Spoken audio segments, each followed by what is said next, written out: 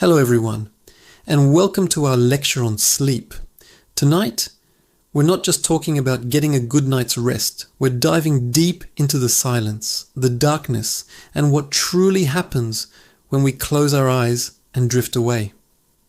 Have you ever wondered what goes on in the quiet hours? That profound stillness when the world sleeps, but your mind and body are on a journey all their own. It's a journey into a state of consciousness that is as vital as breathing, yet remains one of life's greatest mysteries. For about a third of our lives, we are unconscious, paralyzed, and often experiencing vivid hallucinations. If you were to describe sleep to someone who didn't need it, it would sound absolutely terrifying. But this nightly surrender is not a void. It's a bustling workshop where our bodies and minds are repaired, restored, and reset.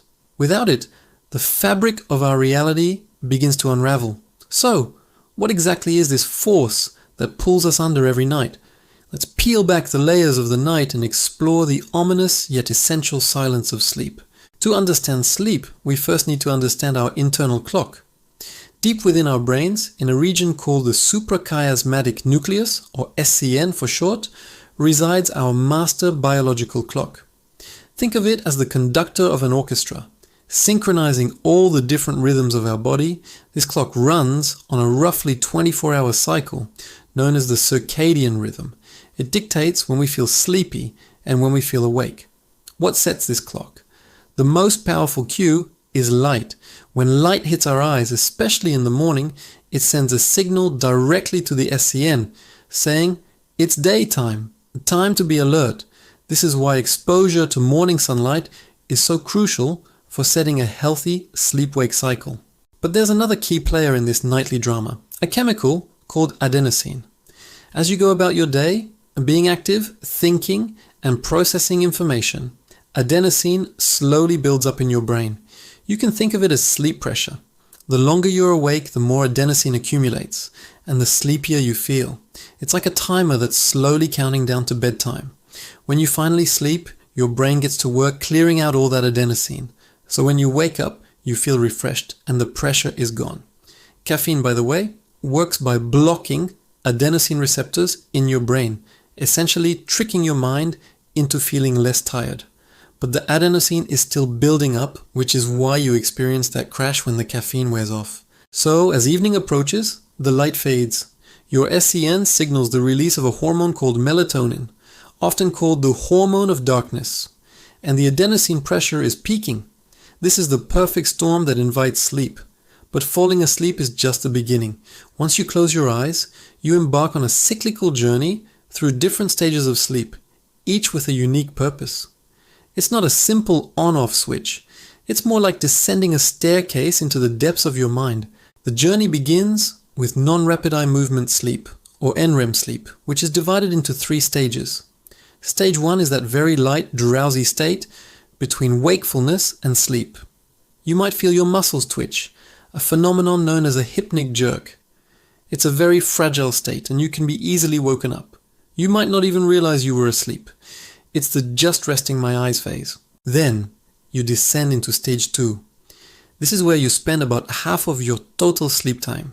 Your heart rate and body temperature drop and your brain activity slows down, but with occasional bursts of rapid electrical activity called sleep spindles and K-complexes. Scientists believe these bursts are crucial for consolidating memories, filtering out unimportant information, and protecting you from being woken by minor disturbances. Stage 2 is the gatekeeper, preparing you for the deeper states to come. Next, you enter the deepest and most restorative phase of sleep, stage 3, also known as slow wave sleep. If someone tried to wake you during this stage, you'd feel groggy and disoriented. This is because your brain is producing large, slow delta waves. This is the time for physical repair. Your body releases growth hormone to repair tissues and muscles, and your immune system strengthens. It's the body's primary maintenance period, a deep, silent process of rebuilding and fortifying itself for the day ahead. This is the stage that makes you feel physically refreshed. If you're sleep deprived, Your body will prioritize getting into this deep sleep as quickly as possible when you finally do get to rest. After spending some time in the depths of slow-wave sleep, something remarkable happens. You begin to ascend back up the staircase through stage 2, but instead of waking up, you enter a completely different world, REM sleep, which stands for rapid eye movement. As the name suggests, your eyes begin to dart back and forth behind your closed eyelids. Your brain activity suddenly looks very similar to when you're awake. It's active, even chaotic.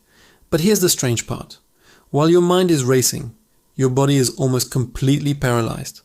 A mechanism in your brainstem actively inhibits your voluntary muscles, preventing you from acting out your dreams. This state is sometimes called paradoxical sleep, a busy mind in a quiet body. REM sleep is the land of dreams. This is where most of our vivid, bizarre and emotionally charged narratives unfold. But it's not just for entertainment. REM sleep is critical for emotional and mental health. It's like a form of overnight therapy. During REM, the brain processes the emotional experiences of the day, stripping away the stress and anxiety associated with certain memories. This helps you wake up with a clearer perspective. It's also vital for creativity and problem solving. Have you ever woken up with a solution to a problem you were stuck on? You can thank REM sleep for that. It's during this stage that your brain makes novel connections between unrelated ideas, fostering insight and innovation. This entire cycle from light sleep to deep sleep and then into REM takes about 90 to 110 minutes, and you repeat this cycle 4 to 6 times a night. Interestingly, the composition of each cycle changes as the night goes on.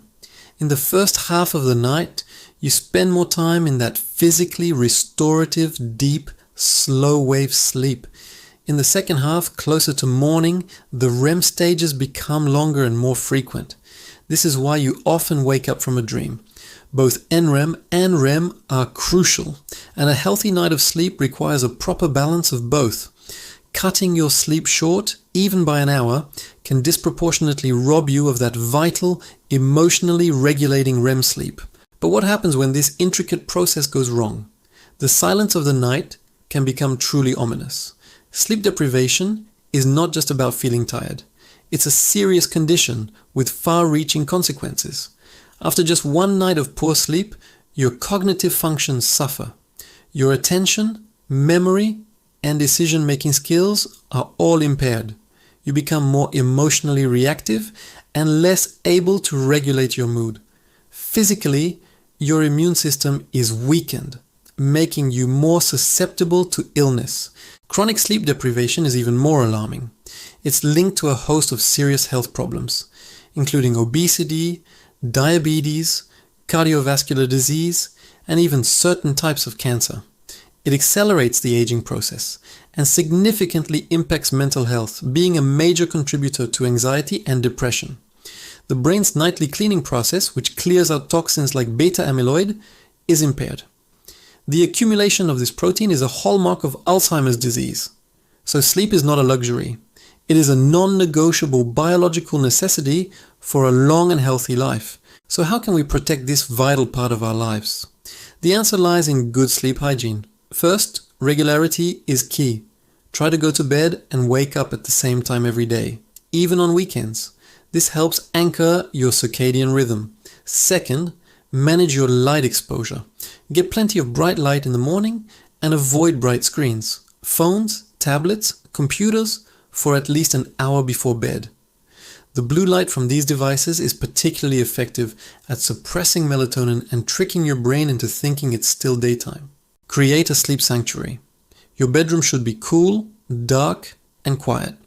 A temperature around 65 degrees Fahrenheit or 18 degrees Celsius is often ideal. Invest in blackout curtains and consider using a white noise machine or earplugs if you live in a noisy environment. Also, be mindful of what you consume in the evening. Avoid caffeine and nicotine late in the day as they are stimulants. And while alcohol might make you feel drowsy initially, it actually disrupts sleep later in the night, especially REM sleep. Finally, develop a relaxing wind-down routine. This could be reading a book, taking a warm bath, listening to calm music, or practicing meditation. This signals to your body and mind that it's time to prepare for rest. Sleep is a fascinating, complex, and deeply personal journey we each embark on every night. It's a period of silence that speaks volumes about our health, our minds, and our well-being. By understanding the science behind it and respecting its power, we can learn to navigate the darkness and emerge into the light each morning, restored and ready for the day. It's not about fearing the silence, it's about embracing it as the foundation upon which our waking lives are built. Thank you for joining this lecture on the ominous yet beautiful silence of sleep. If you found this journey into the night insightful, please consider liking this video and subscribing to the channel for more deep dives into the mysteries of our minds. Sweet dreams.